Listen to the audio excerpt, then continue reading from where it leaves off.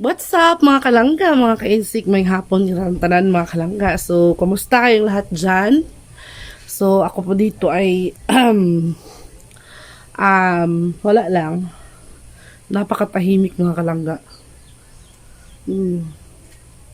Wala talagang katao-tao, no? Si Papa, ewan ko kung nasaan si Papa ngayon, siguro natutulog mga kalangga. Kasi hapon ngayon at dito ko sa labas mga kalangga kasi sobra talagang tahimik ng paligid, hindi ko alam. Ay, parang sumasakit ang puso ko ba? Ewan ko kung bakit napakatahimik ng paligid mga kalangga. So, yung panahon natin ngayon mga kalangga ay paiba-iba, minsan uminit siya. Ngayon uminit siya mga kalangga. Maya-maya niyan dampog na naman. So, pasensya na kayo sa aking boses kasi po ang pangit na pakiramdam ko ngayon mga kalangga. Para bang kanang ninunot bitaw siya. Para bang yung feeling ko ay talagang siguro ni bago lang ako ba. Kasi nasanay kasi ako na may kasama ay si Papa natulog tapos nagising pala siya. Yun. Igising lang ata niya. Natulog ka pa? Natulog pala siya mga kalangga, no? So, si Insik naman po ay andun. Pinasyal si Sphinx kasi ang ingay ng batang ito, mga kalangga, hindi ko alam. Napakaingay. Tanghali ngayon, mga alas 12 yata pa ngayon o alauna ba? Gusto na talaga niyang musuroy yan. Gusto na talaga niyang mamasyal mga kalangga, no? So hindi pa sana niya oras nating pasyal. Kaso lang napakaingay niya. Hindi ko alam kung anong gagawin niya, no? Ginoo ko na lang itong batang ito. Ginoo ko na lang itong batang ito talaga. Kasi simot, hindi naman naghapaan si Samsam ganina. Nanguwag mo siya mga kalangga na. Namiga ba? Namiga itong batang ito, namiga. Yes, kumami ba? Ay, shush. So, yun mga lang. Ito si Insik. Mag-hi ka naman eh. Hi, hindi ko makita. Hello. Si Insik po ito. Huwag nang kalimutan i-follow ang aming Facebook page, Langga Insik Vlog at YouTube channel namin. No? Sa inyo mga kalangga. Pareho kaming dalawa ba? Parang namin ko to. Pareho kaming dalawa mga kalangga. Parang feeling ko talaga napaka-boring tong araw na to. Gusto ko nga sanang maglakad-lakad, magkuan ba. Kaso lang minsan uulan siya. Minsan naman iinit. Tapos masama yung panahon. Masama yung pakiramdam natin ngayon mga kalangga eh. Sinisipon ako, inuubo, masakit yung ulo ko. Siguro nga kasi nung nakaraang araw na talisikan ba, naulanan tayo ng konti, no? Kaya talagang balik na naman si Sphinx sa kanyang longga. Ang hirap mga kalangga. Kasi mahirap talaga, no? Mahirap talagang kanang yung bang nasanay ka na kanang may kasama ka ba. Buti na lang dito si Insik, maya yan mga kalangga, aalis na naman yan kaya may kukunin na pasahero. So ako na naman, back to zero na naman, kami na lamang dalawa ni Sphinx. Kaya nandito ako sa labas mga kalangga, nagtingin-tingin ako ng mga bunga ng papaya ko kung may hinog ba. Para mahinog yata dito ay Insik. Napay ito. Papaya natin mga kalangga, oh. Pero parang wala siyang hinog ngayon. Ayan. So, ito yung paligid natin ngayon mga kalangga. Medyo init siya. Pero maya yan. Mawa na sa ding init. Makuha na sad musandong niya, matalisik. Iba-iba yung panahon ba. Kaya nga, talagang huwag magkumpiyansa. Kailangan magdala talaga ng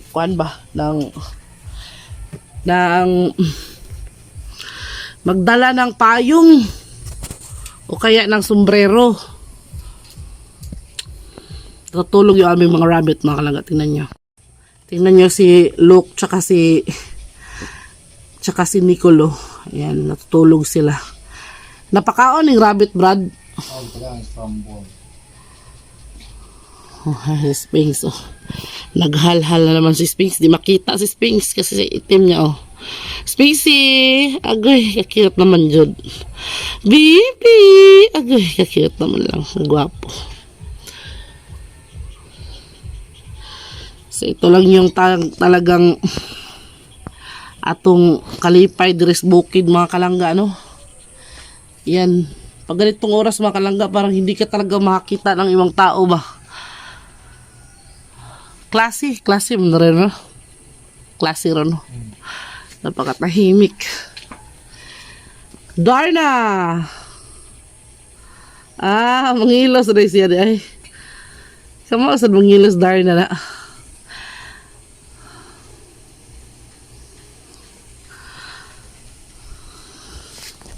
So yun o, makalangga o. Nibalik na sa pagsyag kuan. Umalik na naman yung kanyang kuan. Sandong ba? Pero mahangin siya, mga kalangga. Siguro sa isla ngayon ay mahangin din. Nagtingin din ako ng mga talong ko, mga kalangga. Kaya mag-harvest ako ba? Oh. Meron akong talong dito. Ayan. Yan. Meron din akong talong doon. Pero maliliit pa siya. Kita nyo ba? Ayan o. Maliliit pa siya, mga kalangga. Pero doon sa banda, doon kina Papa, may ano na ako. May i-harvest ako mamaya. Siguro magtatalong kami mamaya, no?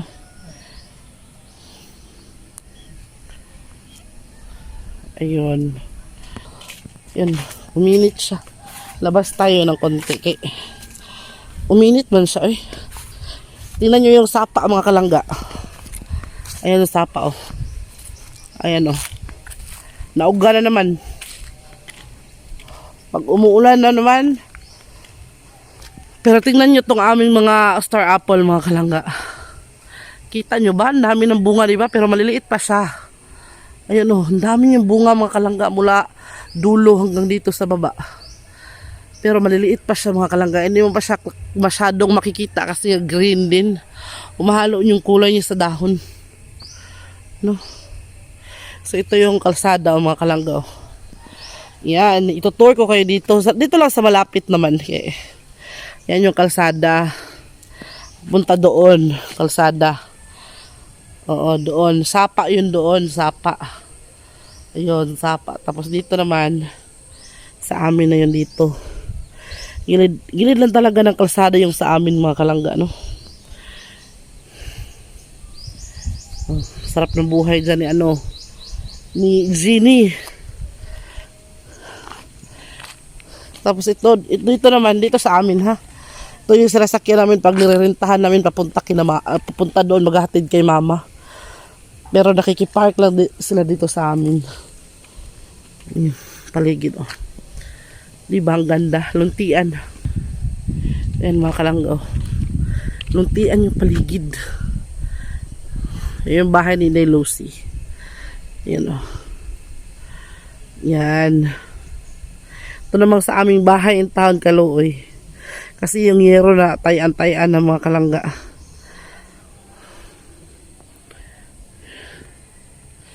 Dito. Ano tayo? Mag-pasyal. Ito yung kawayan. Kawayanan sa amin.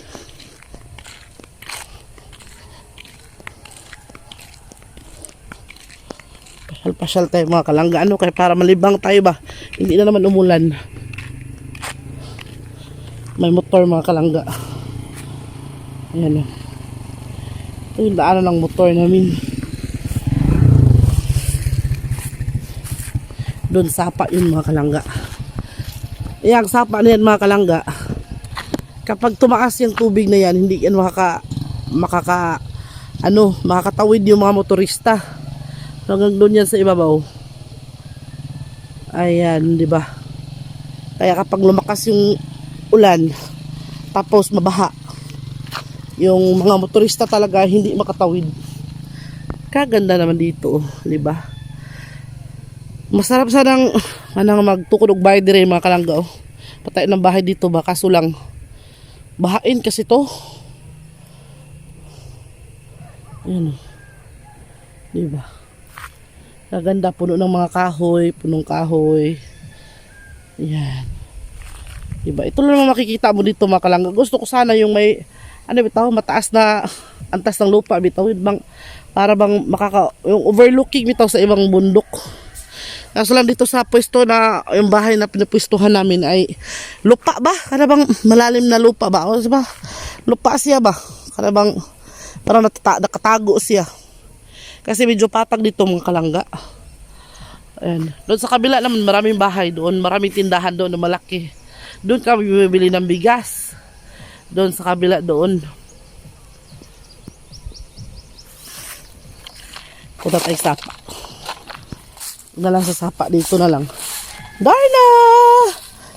Meet Darna mga kalangga. Siya yung alagang aso ni mama. Siya yung favorite dog ni mama mga kalangga. Favorite puppy. Si Darna. Ang pinangalan ko sa kanya nung una mga kalangga ay Milo. Kasi brown siya. Kaso ayaw ni mama. Gusto niya Darna. Kaya yun, pinangalan na lang namin siyang Darna. Cute niya mga kalangga. Para siyang chihuahua. Anak siya ni Samsam.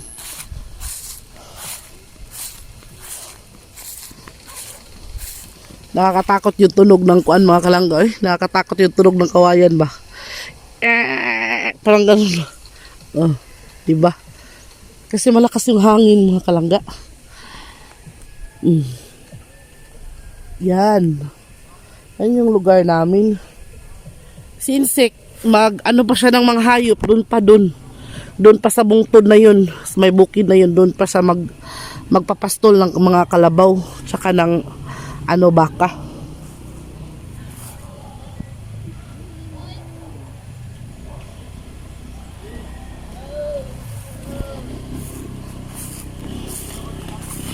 Ayan mga kalangga, oh. Ito yung sinasabi ko sa inyo na sapa. Nung wala pa kaming wifi mga kalangga, dito kami tumatambay ni Angeline. Kasi sa kabila kasi may wifi si Sir Brendo. Sir Brent's Culinares. A.K.A. Drew Barrymore. So ito yun mga kalangga. Ayan yung sapa. Tawiran namin yan. Kapag tumaas yung tubig mga kalangga, sakop dito yung tubig. Hindi talaga makakatawid yung mga motorista. Kasi nga, lumalaki yung sapa. Daming tanim dito mga kalangga. Diba? Hanggang doon pa yan. Hanggang doon pa. Doon. Nakatuyok yung sapa mga kalangga. Tapos dyan naman sa makubo na yan. Oh. Yan yung tabo bukas. Diyan ginaganap yung mga tabo. Masarap sanang mamasyal dyan mga kalangga. Kaso lang nakakahiya. Nahiya man ako mag-vlog kapag nasa tabo. Kasi marami kasing tao mga kalangga. Ganun talaga pag tabo, no? Pero nahihiya man ako. Baka sabihin nila, ba't nag-video-video yan? Alam mo naman yung iba, no? Yung iba sensitive sa camera. So may tindahan dyan sa kabila mga kalangga. Meron din doon. Wala. Patay mo nagtalisik na sad. Parang umaambo na naman mga kalangga. Uwi na. Uwi na. Nakarating na tayo dito sa bahay mga kalangga. Kaya umaambon man kaya binilisan natin yung paglakad, no? Gampo kaya lang? Talisik. Kaya dito naman si Insik mga kalangga. Aalis naman po siya. Dara ko bringkot eh. Dalang. Alis pa ko mga kinsik kay... May pasahero po siyang kukunin doon sa bayan. Tapos, ayun. Magdala ka ng raincoat. Mag-ingat ka doon. Amping ha. Hinahinay lang. Sa ayun mga kalangga. Yan akong sunglass kay Warman. Muinit pag siya usahay lang. Ha? Muinit siya usahay. Ay, hapon naman sad. Di ko na magsunglass. Ngit-ngit. Hey. Follow lang Gensik Vlog. Hey, follow lang Gensik Vlog. Gamay kita followers. Sige lang, good. Ganun talaga ang buhay. Napasasan ba at dadami din yung followers natin? Followers natin kay Juan pa. 688. At least. Meron na sana tayong marami. Sinira mo yung ating Facebook page noon. Ampeng! Kiss kami.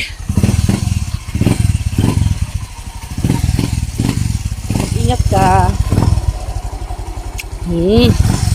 Ikaw ang pilit. Yan makalangga umalis sa insect, no? Pero yan, ganyan lang talaga yung buhay namin dito sa bukid, mga kalangga.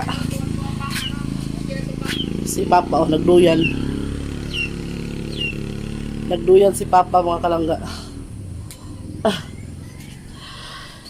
So, ayun.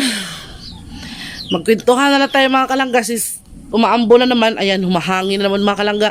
Yung init kanina nawala. Umaambo na naman. So, paiba-iba yung panahon. Paiba-ibang panahon natin yan, mga kalangga, no? Ilong ko talaga nabubula kasi sinisipon ako, mga kalangga, tapos inuubo din. Sakit yung mulo ko. Kaya ayun. So nakakapanibago lang, mga kalangga, kasi kapag ditong oras, dito kami tumatambay ni mama sa labas, no? Angelo. Tapos minsan nagpapakuto ako, nagpapabunot ako ng puting buhok. Meron kasi ako puting buhok dito lang, mga kalangga. Kaya ayun. Nakakamiss sila. Nakakapanibago kasi ilang araw pa lang, no? Pero ganun talaga, mga kalangga. Sabi nga ng iba, there's no place like home para kay mama. Lalo na sa mga matatanda nating mga magulang, no? Hindi talaga yan nabubuhay sa ibang lugar. Doon talaga sila gustong manirahan kung saan sila komportable. Kasi may mga kapatid ako, mga kalangga, sa ibang isla. Sa Isla Malingin. So yung Isla Malingin tsaka Isla Sagasa, mga kalangga, sa Bohol, ay magkaharap lang. Pero kung sasakay tayo ng pump boat, mga 45 minutes siguro ang sakay ng pump boat pag walang hangin. Kaya, pero gustong-gusto ng mga kapatid ko na sana doon sana si mama magstay for a while, magbakasyon minsan. Ayaw niya talaga, mga kalangga. Or ewan ko, tinatanong ko naman siya kung bakit ayaw gusto daw niya ng kanang hindi siya pinapakialaman sa mga ginagawa niya. Yun bang, hindi ka naman siguro papakialaman, no? Siguro gusto lang talaga niya doon sa isla namin kasi para bang komportable siya kasi bahay niya, lugar niya. Ano ba? Pero dito, komportable naman, nafe-feel ko naman na komportable naman si mama. Umiiyak nga yun kapag umuwi. Kaso lang talagang kuan talaga siya kanang na-miss niya din yung mga apo niya. Tapos minsan naboboard siya dito, mga kalangga, kasi ganito nga yung lagi yung ano namin, yung ruta namin, mga kalangga, yung paan namin dito. Lumidilim talaga yung langit, ay hindi katulad kanina ba, lumidilim talaga yung langit.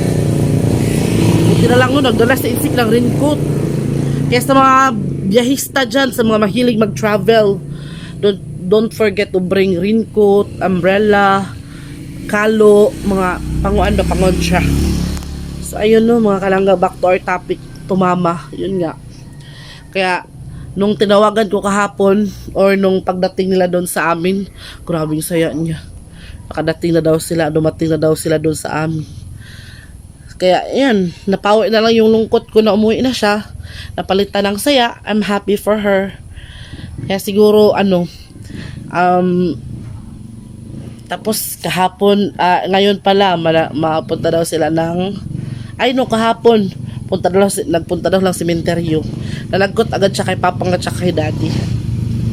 Yun yung gustong niya gawin. Namimiss na rin siguro niya sila daddy at saka si papang, no? Kaya pagpasensyahan yun yung mukha ko, mga kalangga, kung ganito, ha, kay kuan talaga ka nang wala na talaga ako nakapag makeup ba. Sa mga nagtatanong naman po kung babalik ba dito si mama, babalik si mama dito, mga kalangga, siguro kasi fiesta kasi sa amin sa June. Yun talaga yung lagi namin yun talagang buwan na umuwi kami din doon sa isla. Bisita na lang din, tapos ayun, yun talaga yung perfect time na bumisita kasi magkita-kita kami ng mga kapatid ko. Kasi pupunta rin kasi sa reunion ba sa mga kapatid ko. Kaya yun, ang plano ni mama, pagbalik namin from fiesta, mula doon sa fiesta, pagbalik namin dito sa sa kanang dito sa bukid, sasama daw siya, mga kalangga. So hopefully kabalik si mama dito after fiesta, no, makasama natin siya. Ewan ko, mga kalangga, iisip pa ako kung ano yung Kasi birthday niya sa February 14. Malapit na pala yun. Next month na. Hopefully na magkaano tayo para makabigay tayo ng konting pang birthday sa atong inahan. Sa pansit lang ko. No, hopefully. So, ayun, madilim na talaga ang langit, mga kalangga. Nakikita nyo ba? Siguro maliwanag dito, pero yun dito, madilim talaga ng langit ngayon, mga kalangga. Ang dilim ng langit. Kaya mahirap talaga. Pag wala kang payong, tapos, ay, mabuti lang, hindi tayo inabutan ganina, mga kalangga. Pero natalisikan na naman ako, inom na naman ako ng maraming tubig nito. Kasi natalisikan ako, mga kalangga. Kaya ganito yung, ano ko, yung sipon ko tsaka ubo. Kasi natalisikan tayo, no? Kaya mga kalangga, hanggang dito na lang siguro ang atong video kasi nawala. Salamat talaga ako dito sa vlog ko kasi ayun na, umulan na. Kasi mga kalangga, nakakawala ng boredom ba. So kapag naboboard ako, kinakausap ko lang kayo. Binibigay ko na lang yung update or status ng sitwasyon namin dito sa bukid. And shout out pala to Ma'am Maricar Johnson na nandito sa ngayon sa Pilipinas. Nagbakasyon po siya kasama ang kanyang minamahal na husband. So taga Naga siguro to sila si Ma'am. I don't know. Ay dili, taga Kuan siguro to sila. Saan ba yun? Basta dito sa Cebu. Somewhere in Cebu, mga kalangga. So nagbakasyon sila dito kasama ang asawa niya. So have fun and welcome to our Philippines. Sa ating mahal na bayan. So ayun, ingat na lang mga kalangga. Sana nag-enjoy kayo sa ating tour kanina. Pasensya na kayo at medyo madalian kasi nga po umuulan na naman. So maya nito ay uulan na talaga.